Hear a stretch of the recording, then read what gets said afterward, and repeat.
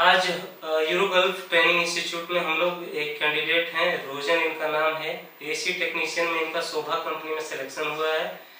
इनसे हम लोग बात करेंगे कि एक एसी टेक्नीशियन को कौन कौन से क्वेश्चंस मालूम होने चाहिए, जिससे जितने भी लोग ये वीडियो देखते हैं एसी टेक्नीशियन में जिनको भी इंटरव्यू देना होगा उनके लिए ये काफ़ी हेल्पफुल साबित होगा। तो रोजन जी, आप ये कुछ क्वेश्चंस मैं आपसे पूछना चाहूँगा जो बच्चे एसी टेक्नीशियन में इंटरव्यू देने वाले हैं उनको ये काम है। तो मैं आपसे फर्स्ट क्वेश्चन पूछता हूँ कि एसी कितनी तरह का होता है, आप इन लोगों को बताइए जरा। एसी 4 प्रकार के होते हैं। हाँ, स्प्लिट एसी, विंडो एसी और डक्टेबल एसी और कैसेट एसी, 4 प्रकार के होते हैं। ठीक है। तो एसी में जो वैक्यूम करने से पहले क्या किया जाता है, थोड़ा बच्चों को बताइए। वैक्यूम करने से पहले उसमें नाइट्रोजन एक हवा होता है, वो उसमें डाला जाता है उसके हिसाब से, और वो डालने के बाद उसका प्रेशर से लीकेज चेक किया जाता है, कहीं लीकेज नहीं है ना। उसके बाद से वो प्रेशर को निकाल करके फिर वैक्यूम किया जाता है। Okay okay. और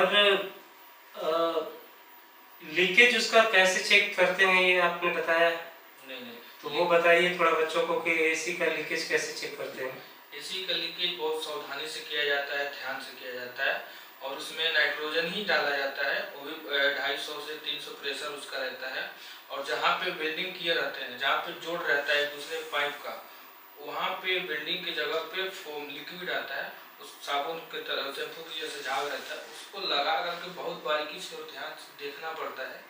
अगर बबल दिया तो वो लीकेज है, फिर प्रेशर को निकालिए, फिर उसको ठीक से वेल्डिंग कीजिए, फिर उसमें प्रेशर डालिए, फिर चेक कीजिए जहाँ जहाँ जोड़ है, जहाँ पे आपको डाउट हो उसको चेक कीजिए। अच्छा, और बताइए कि इसी में वैक्यूम कैसे किया जाता है।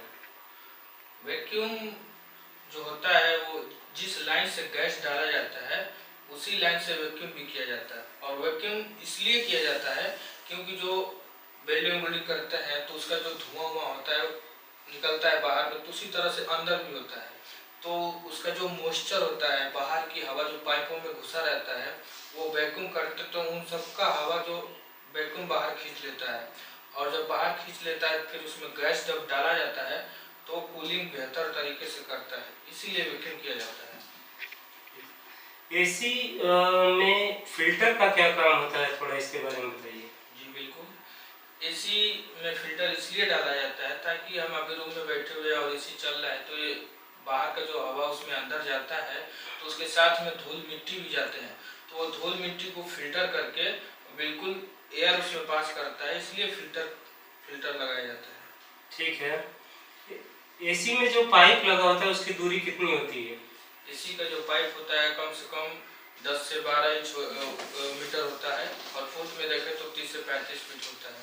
और छत से जब वो इंडोर को लगाते हैं कम से कम 10 इंच का इसमें गैप होना चाहिए, ताकि बाद में मिस्त्री उसको बनाने के लिए खोलने के लिए जाए तो वो आसान रहता है। एक बार बताइए कि एसी किस प्रकार से काम करता है।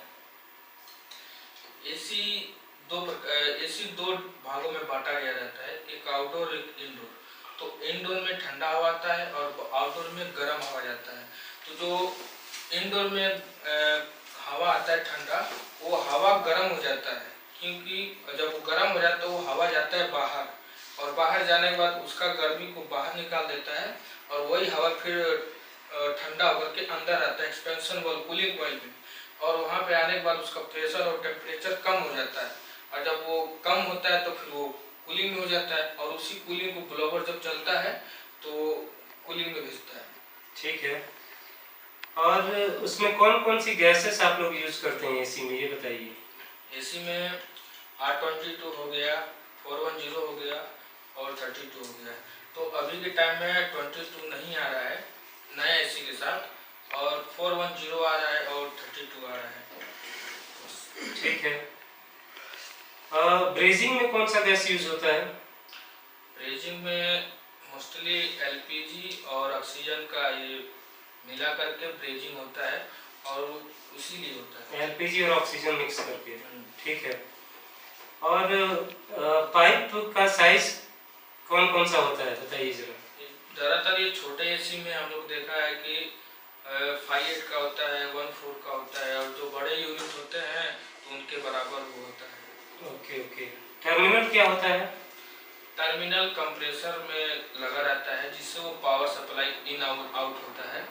तो और इसका RS और C रहता है जो कि कॉमन रनिंग और स्टार्टिंग कहलाया जाता है, और ये इंटरव्यू में पूछा भी जाता है। RCS का फुल फॉर्म है कॉमन रनिंग और starting. Common running starting, okay. HVAC का फुल फॉर्म क्या हो जाएगा? HVAC का फुल फॉर्म होता है हीटिंग वेंटिलेशन एयर कंडीशनिंग। चलिए ठीक है, थैंक यू वेरी मच। ये एसी टेक्नीशियन के लिए फुल वीडियो था, और मैं आशा करता हूँ कि ये वीडियो देखने के बाद आप लोगों को और कुछ देखने की ज़रूरत नहीं पड़ेगी। ज़्यादातर लोगों का इंटरव्यू इसको अगर आप तैयार कर लेते हैं तो क्वालिफाई कर जाएंगे। बस इतना। ठीक है, चैनल को आप लोगों ने सब्सक्राइब नहीं किया तो सब्सक्राइब कर लीजिए। इसी प्रकार के इन्फॉर्मेटिव वीडियोस हम लोग इस चैनल पे देते रहेंगे। Thank you very much.